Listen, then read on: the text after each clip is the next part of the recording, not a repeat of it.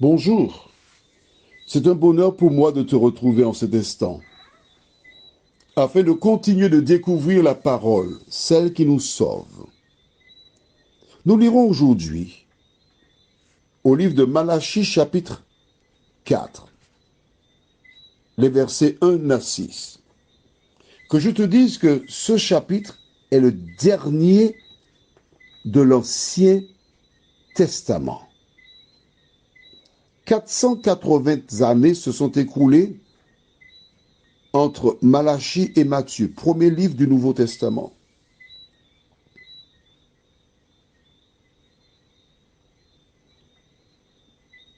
Que dit Malachie? Nous lirons dans Malachie 4, versets 1 à 6, mais juste avant, prions. Seigneur, nous te remercions pour la parole que tu as mise à notre disposition. Nous te remercions parce que tu éclaires ton peuple. Que le Saint-Esprit nous dirige dans toute la vérité et que nous puissions t'accepter pleinement dans nos cœurs et dans nos vies. Nous t'avons prié au nom de Jésus et pour ta gloire éternelle. Amen. Malachie 4, versets 1 à 6 déclare: Car voici le jour vient, ardent comme une fournaise. Tous les hautains et tous les méchants seront comme du chaume. Le jour qui vient les embrasera, dit l'Éternel des armées. Il ne leur laissera ni racine ni rameau. Mais pour vous qui craignez mon nom, se lèvera le soleil de la justice, et la guérison sera sous ses ailes. Vous sortirez et vous sauterez comme les veaux d'une étable, et vous foulerez les méchants, car ils seront comme de la cendre sous la plante de vos pieds, au jour que je prépare, dit l'Éternel des armées.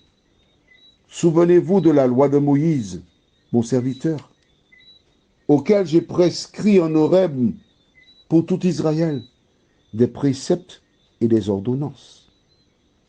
Voici, je vous enverrai Élie le prophète, avant que le jour de l'Éternel arrive, ce jour grand et redoutable.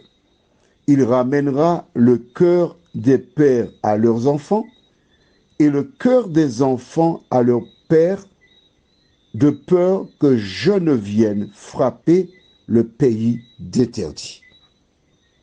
Le dernier livre de l'Ancien Testament, Malachie, au dernier chapitre, nous annonce le retour de Jésus, mais un retour glorieux, car il est question de la destruction des méchants, des hautains, et il ne leur laissera ni racine ni rameau, c'est-à-dire ce sera une destruction éternelle. Au verset 5, il dit: Voici, je vous enverrai Élie le prophète, avant que le jour de l'Éternel arrive, ce jour grand et redoutable. La question que je te pose est toute simple. Est-ce Élie physiquement que Dieu enverra sur terre avant le second retour de Jésus? Parce que la première venue de Jésus sur terre, l'ange a dit à Zacharie, on a vu cela hier, que son fils, Jean-Baptiste, marchera avec l'esprit et la puissance d'Élie. Il n'est pas question d'une personne. On est bien d'accord? Et en quoi consiste l'esprit et la puissance d'Élie? Ramener les hommes à Dieu. Les hommes qui se sont éloignés de lui, afin qu'ils soient sauvés.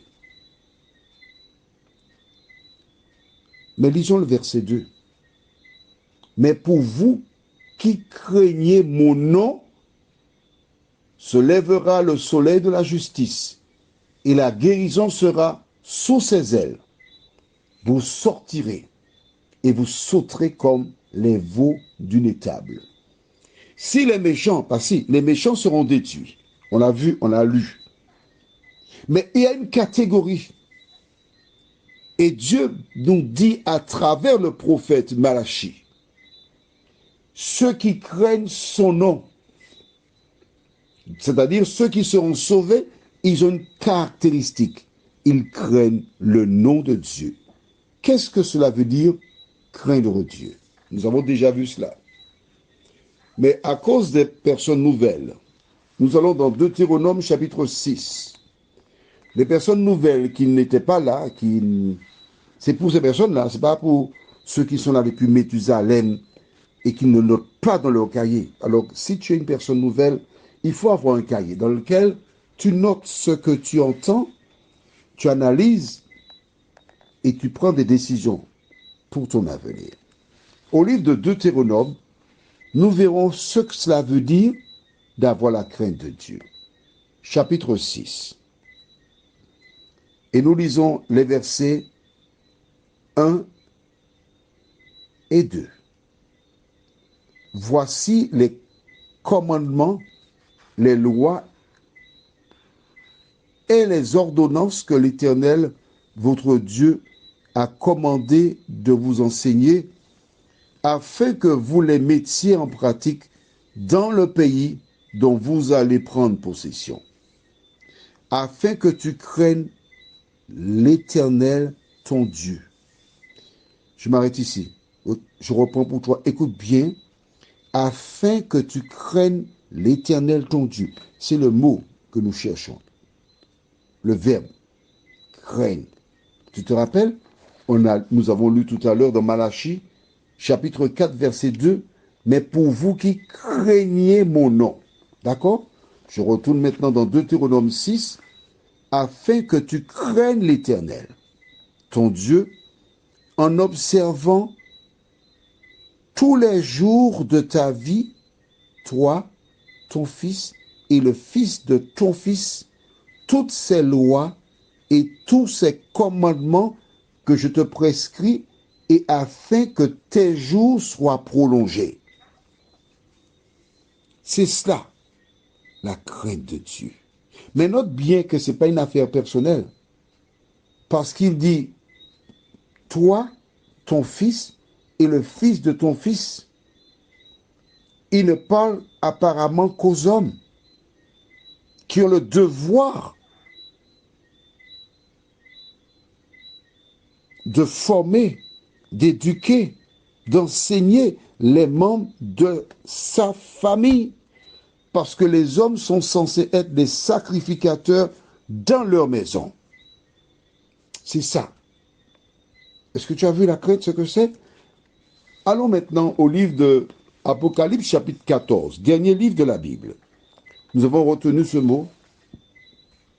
Craignez la crainte. Apocalypse 14. Et nous lirons des versets qui sont fort intéressants et importants, qu'il te faut connaître, qu'il te faut savoir. La crainte de Dieu. Tu as trouvé? Et je lis à partir du verset 6. Apocalypse 14, versets 6 et 7. Je vis un autre ange qui volait au milieu du ciel. Il avait un évangile éternel pour l'annoncer aux habitants de la terre, à toute nation, à toute tribu, à toute langue et à tout peuple. Et il disait d'une voix forte, quoi? Craignez Dieu et donnez-lui gloire, car l'heure de son jugement est venue, et adorez celui qui a fait le ciel, la terre, la mer et les sources d'eau. Craignez Dieu. Qu'est-ce que c'est? Relisons le début du verset 6. Je vis un autre ange, ange veut dire messager, qui volait au milieu du ciel. Il avait un évangile éternel. Qu'est-ce que ça veut dire? L'évangile éternel? Une bonne nouvelle qui est éternelle, qui est là depuis Ève et Adam, bien avant cela. Et quel est ce message? Craignez Dieu. Qu'est-ce que la crainte de Dieu? C'est ce que nous avons vu dans Deutéronome chapitre 6, les versets 1 et 2. Le dernier livre de la Bible parle de la crainte de Dieu. Voilà pourquoi Jean-Baptiste a été appelé afin d'inviter les hommes à se tourner vers l'Éternel. Prions. Notre Seigneur et notre Dieu, merci pour la parole. Merci pour la vie. Merci pour Jésus. Merci pour la lumière que tu nous envoies, de nous aider, Seigneur, jour après jour, à marcher selon ta parole, à croire en toi, à vivre pour toi, et que quel que soit ce qui arrive, nous puissions nous tenir devant le roi des rois qui vient chercher ses enfants.